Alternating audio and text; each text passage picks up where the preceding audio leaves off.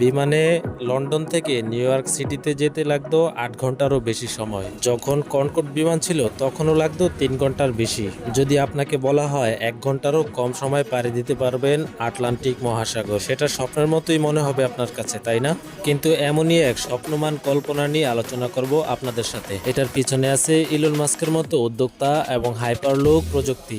কিন্তু কিভাবে সম্ভব এত দ্রুত আটলান্টিক সাগর পাড়ি দেওয়া? একবার ভাবুন, আটলান্টিক মহাসাগরের নিচ দিয়ে লন্ডন থেকে নিউ ইয়র্ক পর্যন্ত একটি টানেল, যার মধ্যে থাকবে শূন্য বায়ুচাপ এবং বাতাসের ঢেউ, অর্থাৎ বাতাসের প্রতিরোধ নেই বললেই চলে, যার ভিতরে স্বল্প ঘর্ষণ পরিবেশের বিশেষ বাহন বা পথ, যা প্রায় ঘন্টায় 3000 মাইল গতিতে ছুটবে। আর এই পথ পাড়ি দিতে মাত্র 54 মিনিট। ইলন মাস্ক এই হাইপার ধারণাটি জনপ্রিয় করেছেন 2013 সালে। এক কথায় দ্রুত গতিতে নিরাপদ ও মসৃণ ভ্রমণ। বিমানে জ্বালানির বদলে বিদ্যুৎ চালিত ব্যবস্থা, যা অপেক্ষাকৃত পরিবেশ বান্ধব।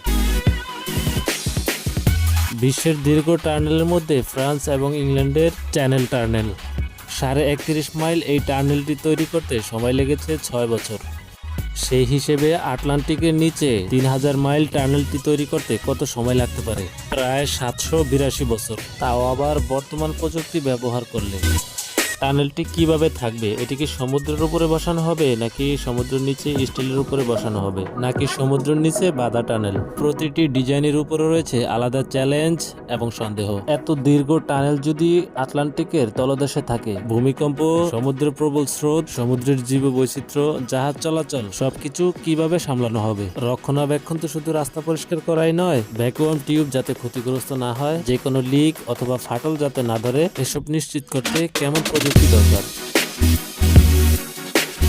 পরিবেশ পার্টিরা ভাবেন এত বিশাল অবকাঠামো তৈরি করলে সমুদ্রের নিচে বাস্তুতন্ত্রে কি প্রভাব পড়বে? যদিও হাইপারলুপ নিজে কম পরিমাণ কার্বন নিঃসরণ করে, কিন্তু টার্নেল তৈরি করার সময় নির্মাণ কাজ এবং রক্ষণাবেক্ষণ নিয়ে প্রশ্ন উঠতেই পারে। এই প্রকল্পে আনুমানিক খরচ বলা হচ্ছে প্রায় 20 লক্ষ ট্রিলিয়ন ডলার, অর্থাৎ 20 লক্ষ কোটি ডলার। এত পরিমাণ অর্থ জোগাড় করা কি বাস্তবেই সম্ভব? এত বিশাল লগ্নি কে করবে, বা লাভ কিভাবে আসবে? আদৌ এটি অর্থনৈতিকভাবে টেকসই হবে কিনা? একটা বিমান টিকিটের দাম যদি কয়েকশো ডলার হয়, তাহলে এই টানেল দিয়ে যেতে কি হাজার হাজার ডলার লাগবে না তো? ধরা যাক টানেলটি কোনোভাবে হয়েই গেল, তখন প্রশ্ন, কত মানুষ এই পথ দিয়ে চলবে? এটি চলাচলের খরচ যদি সাধারণ যাত্রীদের নাগালের বাইরে হয়, যদি এটি ধনী বিলাসিতা এবং বিশেষ পণ্য পরিবহনেই সীমাবদ্ধ থাকে, তাহলে এত বিশাল লগ্নির পিছনে যুক্তি কোথায়? এবং বিনিয়োগের টাকা আসতেই বা কত শত বছর লাগবে? সব মিলিয়ে টানেলের ধারণা বইয়ের পাতায় ধারণ। London to New York in 54 minute শিরোনামটায় কিন্তু একটা রোমাঞ্চ আছে, কিন্তু বাস্তবে টানেল তৈরি করতে আছে পাহাড় সমান বাধা। অর্থায়ন, প্রযুক্তি, নিরাপত্তা, রক্ষণাবেক্ষণ, পরিবেশ এবং বাণিজ্যিক বাস্তবতা। এই প্রকল্প বাস্তবায়ন হলে তা হবে মানুষের জন্য এক অবিশ্বাস্য কীর্তি। কিন্তু বর্তমান প্রযুক্তি, অর্থনৈতিক কাঠামো আর রাজনীতির সদিচ্ছার প্রেক্ষিতে এটি এখনো স্বপ্নের পর্যায়ে।